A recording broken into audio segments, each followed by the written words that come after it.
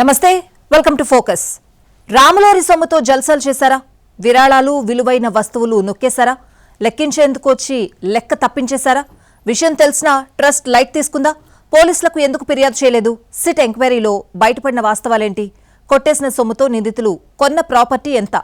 అయోధ్య ఆలయ విరాళాల కేసులో షాకింగ్ విషయాలు బయటకొస్తున్నాయి. రాముల వారి సొమ్ముతో నిందితులు జల్సాలు చేసుకున్నట్లు తెలుస్తోంది. లగ్జరీ కార్లు, ఫామ్ హౌస్లు కొన్నట్లు వెలుగు చూసింది. అసలు కొట్టేసిన హుండీ సొమ్మెంత? సిట్ ఎంక్వైరీలో తేలిన సంచలన విషయాలేంటి? ఈ కేసులో నెక్స్ట్ ఏం జరగబోతోంది? అసలు దొంగలెవరో సిట్ తేల్చేస్తుందా? రాములోరి సొమ్ముతో జల్సాలు చేశారా? విరాళాలు, విలువైన వస్తువులు నొక్కేశారా? లెక్కించేందుకు వచ్చి లెక్క తప్పించేశారా? విషయం తెలిసినా ట్రస్ట్ లైట్ తీసుకుందా? పోలీసులకు ఎందుకు ఫిర్యాదు చేయలేదు? సిట్ ఎంక్వైరీలో బయటపడ్డ వాస్తవాలేంటి? కొట్టేసిన సొమ్ముతో కొన్న ప్రాపర్టీ ఎంత? అయోధ్య విరాళాల చోరీ కేసులో విస్తుగొల్పే విషయాలు బయటకొస్తున్నాయి. నిందితుల లైఫ్ స్టైల్ హాట్ టాపిక్ అయ్యింది. వారి గ్రామంలో పోలీసులు చేసిన ఎంక్వైరీలో సంచలన విషయాలు వెలుగు చూశాయి. ఈ కేసులో ఇప్పటికే 8 మంది అరెస్ట్ అయ్యారు. వీరిలో ఒకే కుటుంబానికి చెందిన అనుకల్ప్ మిశ్రా, అతని బావ లవకుశ్ మిశ్రా ఉన్నారు. అనుకల్పే మాస్టర్ మైండ్. తాజాగా అయోధ్య పరిసరాల్లోని అతని గ్రామమైన బసవాకు పోలీసులు విచారణ నిమిత్తం వెళ్లారు. ఇతరుల ఇళ్లతో పోలిస్తే అతని ఇల్లు చాలా విభిన్నంగా, అత్యంత విలాసవంతమైనదిగా కనిపించింది. ఆ విషయమై వారి ఇంటి పరిసరాలు ఆరా తీస్తే ఒక్కసారిగా వారి ఆర్థిక స్థితిలో పెను మార్పులు వచ్చినట్లుగా ఇరుగు పొరుగు వారు చెప్పారు. అంతేకాదు, అనుకల్ప్ మిశ్రా ఇటీవల గ్రామం వెలుపల ఒక ఫామ్ హౌస్ నిర్మించడానికే గతేడాది అయోధ్యలో 65 లక్షలు వెచ్చించి ఒక ఇల్లు కొనుగోలు చేశాడు అని తెలిసిందే. అతని దగ్గర ఇప్పటికే ఒక వాహనం ఉండగా కొత్తగా స్కార్పియో ఎస్యూవీ బుక్ చేశాడు అని తెలిసిందే. కొన్ని రోజుల క్రితం వరకు ఆ కుటుంబం తీవ్రమైన ఆర్థిక కష్టాల్లో ఉండేది. కానీ ఇప్పుడు వారికి ఎటువంటి లోటు లేదని, ఫైనాన్షియల్గా బలంగా ఉన్నట్లు గ్రామస్తులు చెప్పుకొచ్చారు. ఇటీవలే అనుకల్ప్ ఒక ప్రసిద్ధ ప్రవచనకర్తతో 7 రోజుల పాటు అత్యంత వైభవంగా కార్యక్రమాన్ని నిర్వహించాడని అతని బంధువులు తెలిపారు. శ్రీ రామజన్మభూమి తీర్థక్షేత్ర ట్రస్ట్ మాజీ ప్రధాన కార్యదర్శి చెంపత్రాయ్ కూడా వచ్చారన్నారు. ఇంత భారీ స్థాయి కార్యక్రమం నిర్వహించేందుకు డబ్బు ఎలా వచ్చింది అన్నదానిపై ఆరా తీస్తున్నారు సిట్ అధికారులు. అనుకల్ప్ మిశ్రా బ్యాంక్ అవుట్సోర్సింగ్ టీంలో ఉద్యోగి. 3 ఏళ్ల క్రితం రామాలయ విరాళాల లెక్కింపు బృందంలో చేరాడు. అదే బ్యాంక్ అవుట్సోర్సింగ్ ఏజెన్సీ ద్వారా తన బావ లవకుశ్ మిశ్రాను కూడా టీంలోకి తీసుకువచ్చాడు. ఆ తర్వాత వీరిద్దరూ కలిసి నిధులను చోరీ చేసినట్లు అనుమానాలు వస్తున్నాయి. అయోధ్యలోని రుదౌలి ప్రాంతానికి చెందిన లవకుశ్ మిశ్రా ప్రస్తుతం ఒక అద్దెంట్లో నివసిస్తున్నాడు. అతను కూడా ఇటీవల ₹1,00,000 పైగా విలువైన బైక్ను కొనుగోలు చేసినట్లుగా వెలుగు చూసింది. మొత్తం 8 మంది నిందితుల ఆర్థిక పరిస్థితులు, వారి ఆస్తుల గురించి సిట్ అధికారులు దర్యాప్తు చేస్తున్నారు. త్వరలోనే నివేదిక ఇచ్చే అవకాశం ఉంది. సిట్ విచారణలో పలువురు అనుమానితుల ఆర్థిక పరిస్థితి తక్కువ సమయంలో భారీగా పెరిగినట్లుగా వెల్లడయ్యింది. కొందరి ఆర్థిక పరిస్థితి 50 రెట్లు, మరికొందరిది 100 రెట్ల వరకు ఎలా పెరిగింది అనే కోణంలో దర్యాప్తు కొనసాగుతోంది. భూములు, ప్లాట్లు, హోటళ్ల వంటి నిర్మాణాలు, అనుమానాస్పద ఆస్తులపై కూపీ లాగుతోంది. ఈ కానుకలు, డబ్బు పంపకాల గొడవతోనే కుట్ర బయటపడినట్టుగా తెలుస్తోంది. టిన్ను యాదవ్, అతని నెట్వర్క్కు చెందిన 30 మందికి పైగా వ్యక్తులు పోలీసు సిట్ నిఘాలో ఉన్నట్లు తెలుస్తోంది. అయోధ్య రామ మందిరానికి వచ్చిన కానుకల పంపకాల విషయంలో వారి మధ్య తలెత్తిన పరస్పర వివాదం తర్వాతే ఈ మొత్తం వ్యవహారం బయటపడిందని సిట్ అధికారులు నివేదికలో పేర్కొన్నారు. సిట్ దర్యాప్తులో నిందితుల అక్రమ సంపాదన 100 రెట్లు పెరిగిందని తేలింది. నిందితులపై అవినీతి నిరోధక చట్టం కింద ఎఫ్ఐఆర్ నమోదయ్యింది. ఆలయ భద్రత, ట్రస్ట్ పెద్దల పాత్రపై లోతైన విచారణ సాగుతోంది. ట్రస్ట్ ప్రధాన కార్యదర్శి, కీలక సభ్యుడు పదవులకు రాజీనామా చేశారు. సిట్ దర్యాప్తులో రామాలయ భద్రతా ఏర్పాట్లపై కూడా తీవ్రమైన ప్రశ్నలు తలెత్తుతున్నాయి. కంట్రోల్ రూమ్ ఇన్ఛార్జ్, భద్రతా సిబ్బంది, పీఏసీ, అందుకు సంబంధిత పోలీసుల పాత్రపై కూడా ఎంక్వైరీ నడుస్తోంది. సిట్ సమగ్ర విచారణ తర్వాత శాఖాపరమైన చర్యలు తప్పవని టాక్. రామమందిర తీర్థక్షేత్ర ట్రస్ట్ నిర్వాహకుల పాత్రపై కూడా దర్యాప్తు కొనసాగుతోంది. ట్రస్టుతో ముడిపడి ఉన్న పెద్దలకు ఇంకా క్లీన్ చిట్ రాలేదు. వారి పాత్రపై మరింత లోతుగా విచారణ జరుగుతోంది. సిట్ నివేదిక ఆధారంగా ఈ నెల 25న ఎఫ్ఐఆర్ నమోదయ్యింది. ట్రస్ట్ సభ్యుడు కృష్ణమోహన్ ఇచ్చిన ఫిర్యాదుతో శ్రీ రామజన్మభూమి పోలీస్ స్టేషన్లో 8 మంది నిందితులపై అవినీతి నిరోధక చట్టం కింద కేసులు పెట్టారు. నిందితులైన అవినాష్, అనుకల్ప్, కరుణేష్, రామశంకర్, లవకుశ్, మనీష్, సుభాష్, టిన్ను యాదవ్ అలియాస్ శ్రీరామ్ శంకర్ వీరంతా ఆలయ విరాళాల లెక్కింపు, నగదు నిర్వహణతో సంబంధం ఉన్నవాళ్లే. ట్రస్ట్ ప్రధాన కార్యదర్శి చెంపత్రాయ్ సహచరుడైన టిన్ను యాదవ్ దగ్గరే విరాళాల పెట్టె తాళాలు ఉండేవి. మిగిలిన వారంతా నగదు లెక్కింపు ప్రక్రియలో పాల్గొనేవారు. నిందితులంతా క్షేత్రస్థాయి ఉద్యోగులే కావడంతో ఈ భారీ దోపిడీ కేవలం వీరి పనేనా లేక వెనక ఉన్నతాధికారుల హస్తం రక్షణ ఏమైనా ఉందా అనే డౌట్స్ వస్తున్నాయి. సెట్ దర్యాప్తు అనంతరం కేసు నమోదు కావడంతో కీలక పరిణామాలు చోటు చేసుకున్నాయి. విరాళాల దొంగతనం ఆరోపణలతో తీవ్ర ఒత్తిడి రావడంతో రామమందిర తీర్థక్షేత్ర ట్రస్ట్ మాజీ ప్రధాన కార్యదర్శి చెంపత్రాయ్తో పాటు మరో కీలక సభ్యుడు అనిల్ మిశ్రా కూడా తమ పదవులకు రాజీనామా చేశారు. ట్రస్ట్ ఉన్నతాధికారుల రాజీనామాలు, నిందితుల కోర్టు హాజరుతో ఈ కేసు దేశవ్యాప్తంగా మరింత హీటెక్కింది.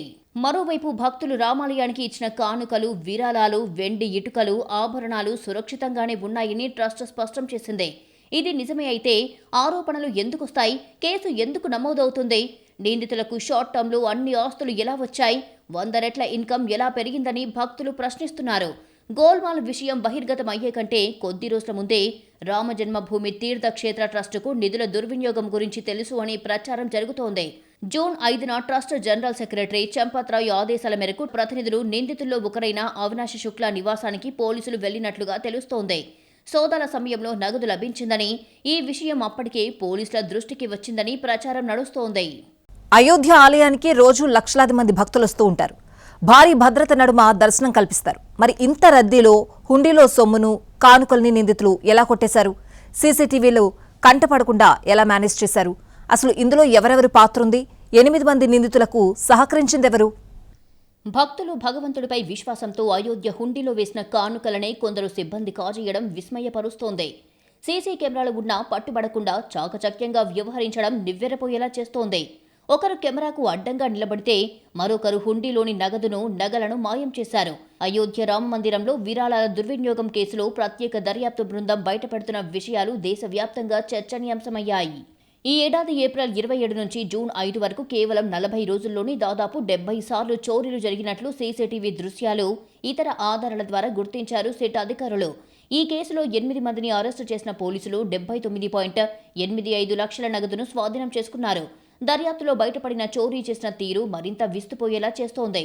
విరాళాల లెక్కింపు సమయంలో ఒక ఉద్యోగి ఉద్దేశపూర్వకంగా సీసీ కెమెరాలకు అడ్డంగా నిలబడేవాడు. అదే సమయంలో అతని అనుచరులు హుండీలోని నగదును దొంగలించి తమ దుస్తుల్లో దాచుకునేవారు.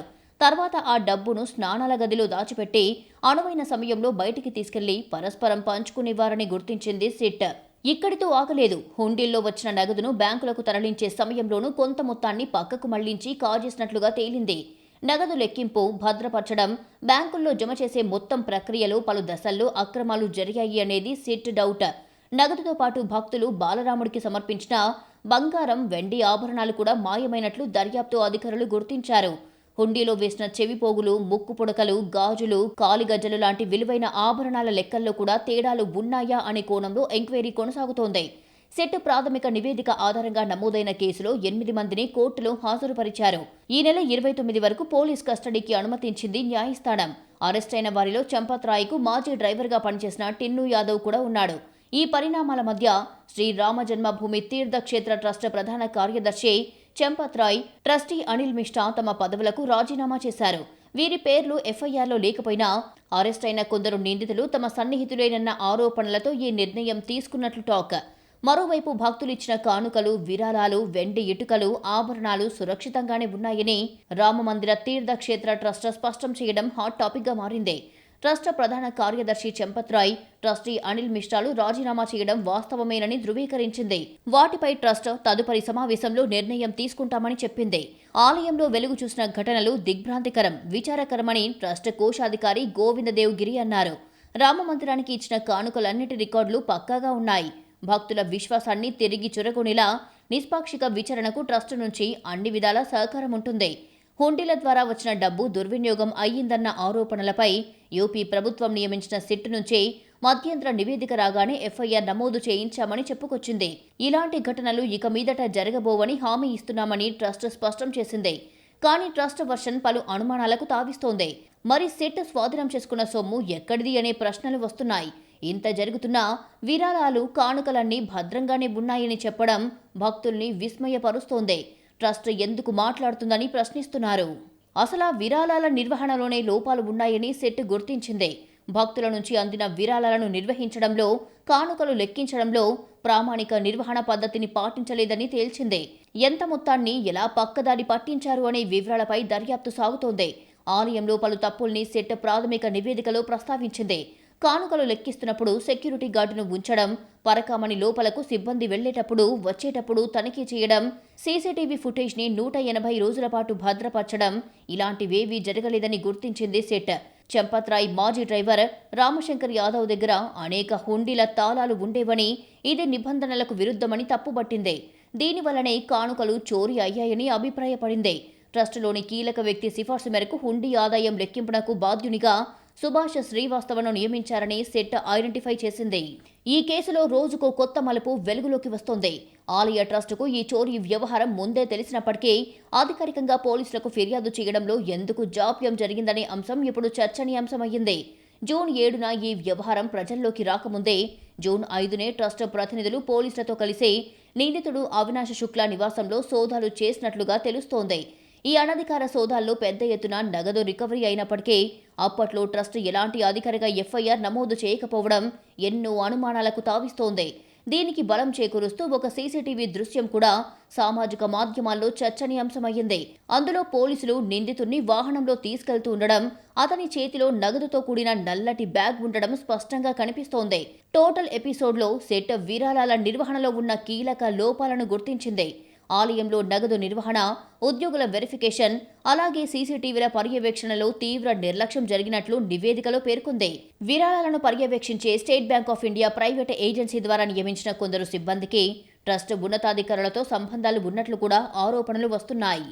బాలరాముడి ప్రాణప్రతిష్ఠ నుంచి ఇప్పటిదాకా ఎన్ని కోట్ల విరాళాలొచ్చాయి? కానుకలు, ఆభరణాల సంగతేంటి? ఇంతకీ వచ్చిన సొమ్మెంత, కొట్టేసిందెంత? మరోవైపు యూపీ ఎన్నికల ముందు ఈ ఇష్యూ రాజకీయ రంగు పులుముకుంటుందా? సీఎం యోగికి ఇది బిగ్ సవాల్గా మారిందా? అయోధ్యలోని రామమందిర ప్రాణప్రతిష్ఠ 2024 జనవరి 22న జరిగింది. అప్పటి నుంచి ఆలయాన్ని సందర్శించే భక్తుల సంఖ్య రోజురోజుకి పెరిగిపోతోంది. రోజు వేలాది మంది భక్తులు వస్తుంటారు. అదే స్థాయిలో విరాళాలు కూడా భారీగా అందుతున్నాయి. ప్రాణప్రతిష్ఠ కార్యక్రమం జరిగినప్పటి నుంచి సుమారు 15 కోట్లకు పైగా ప్రజలు ఆలయాన్ని సందర్శించారు. ఫలితంగా 500 కోట్లకు పైగా విరాళాలు అందాయి. వీటిని పారదర్శకంగా, సురక్షితంగా భద్రపరుస్తున్నట్లు ఆలయ ట్రస్ట్ తెలిపింది. ఒక్కో భక్తుడి నుంచి సగటున 33 కంటే ఎక్కువ విరాళం లభిస్తోందని వివరించింది. రామమందిరంలో విరాళాల ప్రక్రియను సులభతరం చేయడానికి 6 పెద్ద హుండీలను ఏర్పాటు చేశారు. వీటికి అదనంగా మందిర ప్రాంగణంలోని ఇతర ఆలయాల దగ్గర మరో 12 విరాళాల హుండీలను ఉంచారు. భక్తులు తమ ఇష్టానుసారం నగదు రూపంలో విరాళాలిచ్చే వెంటనే కంప్యూటరైజ్డ్ రసీదును పొందేందుకు వీలుగా 4 కౌంటర్లను పెట్టారు. ఈ విధానం సులభంగా విరాళాలు ఇవ్వడానికి దోహదపడుతుంది. ప్రతి పైసాకు ఖచ్చితమైన లెక్కలున్నాయని, ఎటువంటి అక్రమాలు జరగలేదని ట్రస్ట్ చెబుతోంది. ప్రస్తుతం రోజుకు సగటున 8 నుంచి 10 లక్షల వరకు విరాళాలు అందుతున్నాయి. ఈ మొత్తం ప్రధానంగా విరాళాల హుండీలు, కౌంటర్ల ద్వారానే వస్తున్నాయి. రామ్లల్లాను దర్శించుకునేటప్పుడు భక్తులు నేరుగా విరాళాల పెట్టెలో డబ్బు వేస్తుంటారు. అదే కౌంటర్ల దగ్గర విరాళాలు ఇచ్చేటప్పుడు రసీదు తీసుకునే విధానం ఉంటుంది. పారదర్శకత కోసం విరాళాల ప్రక్రియ అంతా సీసీటీవీ నిఘాలోనే జరుగుతుంది. డబ్బును లెక్కించే ప్రదేశంలో వాయిస్ రికార్డింగ్ సదుపాయంతో కూడిన ఆధునిక సీసీటీవీ సెటప్ ఉంది. డబ్బును లెక్కించడానికి ఒక ప్రత్యేక ఏజెన్సీని నియమించారు. 6 సిబ్బంది 2 షిఫ్టుల్లో ఈ లెక్కింపు ప్రక్రియను నిర్వహిస్తారు. వీరికి అదనంగా ట్రస్ట్ నియమించిన అధికారులు, స్టేట్ బ్యాంక్ ఆఫ్ ఇండియా ఉద్యోగులు కూడా ఈ ప్రాసెస్లో సహాయపడతారు. భక్తులు అందించిన విరాళాలను లెక్కించిన తర్వాత ఆ నిధులను శ్రీరామ జన్మభూమి తీర్థక్షేత్ర ట్రస్ట్ ఖాతాలో జమ చేస్తారు. నిర్ణీత పరిమితులకు అనుగుణంగా డబ్బును బ్యాంకు ఖాతాలో జమ చేసి మిగిలిన నిధులను ఒక సంచిలో సీల్ చేసి సురక్షితమైన గదిలో భద్రపరుస్తారు. ఆన్లైన్ మాధ్యమాలు, చెక్కులు, యూపీఐ లేదా విరాళాల పెట్టెల ద్వారా ట్రస్టుకు అందిన నిధులపై ప్రతి 6 నెలలకు ఒకసారి ఆడిట్ నిర్వహిస్తారు. ఇందుకోసం చార్టర్డ్ అకౌంటెంట్లను నియమించారు. అలాగే ఈ ప్రక్రియలో అంతర్గత బ్యాంక్ సిబ్బంది, అధికారులు కూడా పాల్గొంటారు. ఈ ఆడిట్లో ఆదాయం, వ్యయంతో సహా ప్రతి రూపాయికి సంబంధించిన వివరమైన లెక్కల పరిశీలన ఉంటుంది. ఈ ఆర్థిక వివరాలు ట్రస్టుకు సమర్పించిన తర్వాత సమావేశాల సమయంలో దాని నిర్వహణ సభ్యులు పరిశీలిస్తారు. రామ్లల్లా ప్రాణప్రతిష్ఠ జరిగినప్పటి నుంచి ఇప్పటి వరకు సుమారు 15 కోట్లకు పైగా ప్రజలు దర్శించుకున్నారు. ట్రస్టుకు మొత్తం 500 కోట్లకు పైగా విరాళాలు అందాయి. ఇందులో సుమారు 150 కోట్ల విరాళాలు హుండీల ద్వారా రాగా మిగిలిన 350 కోట్లు ఆన్లైన్ కౌంటర్ల ద్వారా సమకూరాయి. ఈ నిధులను ఆలయ నిర్వహణ, సేవా కార్యక్రమాలు, భవిష్యత్ ప్రాజెక్టుల కోసం వినియోగిస్తామని ట్రస్ట్ స్పష్టం చేసింది. ఇంత పగడ్బందీగా భద్రత ఉన్నా చాలాసార్లు హుండీల్లో చోరీలు జరగడం భక్తుల్ని కలవరపెడుతోంది. ఆలయంలో పనిచేసే వాళ్లు ఎంతో నిష్టగా, భక్తి శ్రద్ధలతో ఉంటారు అనుకుంటే ఇలా చేయడమేంటని భక్తులు మండిపడుతున్నారు. విరాళాల స్కామ్ వెనక ఉన్న అసలు నిందితుల్ని పట్టుకోవాలని డిమాండ్ చేస్తున్నారు. ఎవరిని వదలొద్దని యూపీ సీఎం యోగి ఆదిత్యనాథ్కు విజ్ఞప్తి చేస్తున్నారు. ఈ కేసులో విచారణను వేగవంతం చేసిన పోలీసులు నిందితుల నివాసాలపై ఏకకాలంలో దాడులు నిర్వహించారు. ఈ కేసులో ఇప్పటికీ అరెస్ట్ అయి జ్యుడిషియల్ కస్టడీలో ఉన్న 8 మంది నిందితుల ఇళ్లలో 6 పోలీసు బృందాలు ఆదివారం ఉదయం 7 గంటల నుంచే విస్తృత సోదాలు చేపట్టాయి. విచారణలో భాగంగా నిందితుల కుటుంబ సభ్యులు, వారి ఆర్థిక లావాదేవీలు, అనుమానాస్పద కార్యకలాపాలపై అధికారులు ప్రశ్నించారు. అలాగే నిందితుల కదలికలు, వారి దగ్గరకు వచ్చి వెళ్లే వ్యక్తుల వివరాలను తెలుసుకోవడానికి పోలీసులు పొరుగువారితో కూడా మాట్లాడారు. ఈ కుట్రలో మరికొంతమంది ప్రమేయం ఉందా అనే కోణంలో ఆధారాలను సేకరిస్తున్నారు సిట్ అధికారులు. ఈ వ్యవహారం రాజకీయంగా తీవ్ర దుమారం రేపుతోంది. యూపీ ఎన్నికలకు ముందు చెలరేగిన విరాళాల వివాద పర్వం కీలక మలుపులు తిరుగుతోంది. పొలిటికల్ మైలేజ్ కోసం విపక్షాలు రచ్చరచ్చ చేస్తున్నాయి. 11 కోట్లు అక్రమాలు జరిగాయని అధికారులే చెబుతున్నారు అంటున్నాయి. ఈ లెక్కన 100 కోట్లలోనే గోల్మాల్ జరిగి ఉందని ఆరోపిస్తున్నాయి విపక్షాలు. भारतीय जनता पार्टी के शब्दकोश में न धर्म है न शर्म है। इनके लिए प्राथमिकता धर्म नहीं धन है। इनके लिए नेशन फर्स्ट नहीं है, डोनेशन फर्स्ट है। क्या कोई कल्पना कर सकता था श्रद्धा और आस्था से इतनी बड़ी खिलवाड़? इनकी चतुराई है, चालबाजी है और सीसीटीवी फुटेज है कि कितनी बार सीसीटीवी बंद किया गया है, कितनी बार वो आंकड़े सामने आपके आए हैं। तो अब और क्या बताया जाए? అయోధ్య రామాలయ విరాళాల దుర్వినియోగంపై ప్రధాని మోడీ మౌనం వీడాలని కాంగ్రెస్ డిమాండ్ చేసింది. కానుకలు పక్కదారి పట్టడానికి బాధ్యులైన వారందరినీ వెంటనే అరెస్టు చేయాలని సుప్రీంకోర్టు సిట్టింగ్ న్యాయమూర్తితో విచారణ జరిపించాలని కోరింది. ట్రస్ట్ ప్రజా విశ్వాసాన్ని కోల్పోయిందని, దాన్ని పూర్తిగా రద్దు చేయాలని విజ్ఞప్తి చేశారు. అయోధ్య ఉదంతంలో చంపత్ రాయ్, అనిల్ మిశ్రాలను అరెస్టు చేయాలని కాంగ్రెస్ నేతలు అంటున్నారు. चूंकि लोकतंत्र के भगवान कहे जाते हैं, आपके आगे फैसला है। जो प्रभु श्री राम के मंदिर से, जो प्रभु श्री राम के घर से इतना बड़ा डकैती कर लिया, चोरी कर लिया, आपको फैसला करना होगा। 6-5 महीना में वहां चुनाव आ रहा है। क्या ये फिर से यही चोर लोगों को आप लोग मौका देने जा रहे हैं या इनको हटाने जा रहे हैं? मैं निवेदन करूंगा कि आप लोग लोकतंत्र को, देश को और मंदिर को और भगवान को बचाने के लिए आगे निकलिए। और आपसे निवेदन है कि ऐसे लोगों को आप सत्ता से बाहर निकालिए, तभी जाकर के भगवान को भी इन पापियों से मुक्ति मिलेगा। రామ జన్మభూమి తీర్థక్షేత్ర ట్రస్ట్ పనుల్లో అధికారుల ప్రమేయం ఎంతమాత్రం వద్దని అయోధ్యకు చెందిన సాధువులు డిమాండ్ చేస్తున్నారు. అవినీతి నిలువెల్లా ఉండేది అధికార యంత్రాంగంలోని అని, అందువల్ల బ్యూరోక్రసీ నుంచి ఎవరిని ట్రస్టులో జోక్యం చేసుకోనివ్వరాదని అయోధ్యకు చెందిన మిథిలేష్ నందినీశరన్ అనే సాధువు విజ్ఞప్తి చేశారు. వేర్వేరు వర్గాలకు చెందిన సాధువుల ప్రాతినిధ్యం ఉండాలే గాని వేరే ఏ అధికారిని సీఈఓగా నియమించినా తమ మనోభావాలు దెబ్బతింటాయని అంటున్నారు.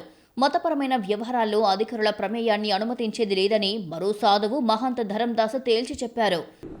डबल इंजन की सरकार, राम भक्त की सरकार है, तो इसलिए हमें नहीं लगता कि इस पर कोताही बरती जाएगी। विपक्ष का चलिए प्रश्न उठाना उनका कर्तव्य है, धर्म है, लेकिन विधानसभा जब शुरू होगा तो विधानसभा में उठाओ, लोकसभा में उठाओ, बात अपने रखने स्वतंत्र है। लेकिन बेवजह प्रधानमंत्री जी को खींच लेना हर चीज़ में, मुख्यमंत्री योगी जी को खींच लेना, हमें लगता है ठीक नहीं है। कहीं ना कहीं चोरों को आप रास्ता दे रहे हो निकलने के लिए, है ना। चोरों पे फोकस रहो, जिसने चोर किया, टुन्नू यादव हो या कोई भी हो। ప్రజల విశ్వాసంతో చెలగాటమాడిన వారిని ఎట్టి పరిస్థితుల్లోనూ వదిలిపెట్టబోమని ఉత్తరప్రదేశ్ ముఖ్యమంత్రి యోగి ఆదిత్యనాథ్ తేల్చి చెప్పారు. దోషులు కఠిన శిక్షను ఎదుర్కోవాల్సిందేనని స్పష్టం చేశారు. धर्म से राजनीति को जोड़ना ठीक नहीं। भारतीय जनता पार्टी एक जो है विचारधारा है, पिछले पावदान पे रहने वाले व्यक्ति को विकास की धारा में रहना। और राम मंदिर जो ट्रस्ट है उसमें कुछ ही लोग चोर हैं और जो हैं वो जेल जा रहे हैं। तो कुछ लोगों की वजह से किसी पार्टी, किसी संस्था पर प्रश्न नहीं लगाया जा सकता। మరో 4 నెలల్లోనే యూపీ అసెంబ్లీ ఎన్నికలు ఉండటంతో ఈ ఇష్యూ బీజేపీని టెన్షన్ పెడుతోంది. దీన్ని ఎలా సార్ట్అవుట్ చేస్తుంది అనేది బిగ్ ఛాలెంజ్గా మారింది. మరోవైపు అత్యంత ప్రముఖ ఆధ్యాత్మిక కేంద్రంలో విరాళాల భద్రత, పారదర్శకతపై తీవ్ర ప్రశ్నలు తలెత్తుతున్నాయి. ఈ కేసు ఇంకెన్ని సంచలనాలకు తెరతీస్తుందోననే చర్చ జరుగుతోంది.